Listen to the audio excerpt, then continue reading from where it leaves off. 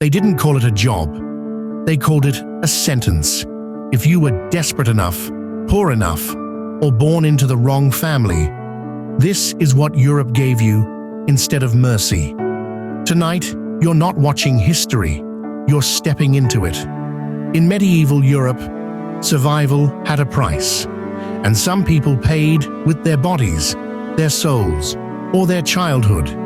If you were born poor in medieval Europe, there were jobs meant for people society had already decided to forget.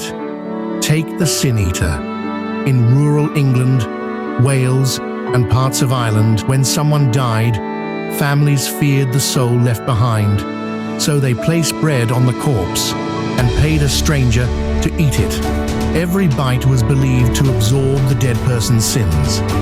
The Sin Eater walked away alive, but cursed, feared by children, avoided by neighbors, carrying the guilt of entire villages, until he died alone. Plague buriers in places like London, Florence, and Paris collected bodies by hand during outbreaks. No protection, no mercy. Many caught the disease themselves. Few survived the season. Then there were the execution assistants across England, France, and the German states. They cleaned blood from cobblestones, dragged bodies from gallows, and transported severed heads for public display. The law needed them, but society pushed them to the edges. In Germany, some executioner families were even forced to marry only among themselves.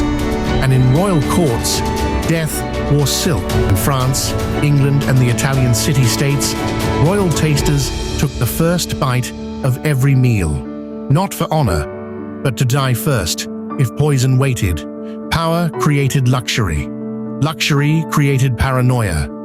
Then came the smallest workers of all, child chimney sweeps. In England especially, boys were forced into narrow chimneys before sunrise. Their skin scraped raw, their lungs filled with soot.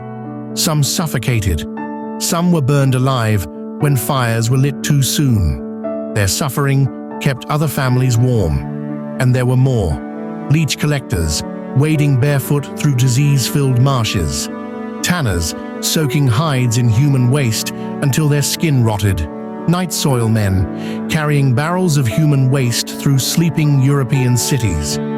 Another dreadful job was resurrection men, grave robbers. In England and Scotland, some men made a living digging up the dead, selling bodies to doctors, while families guarded graves at night.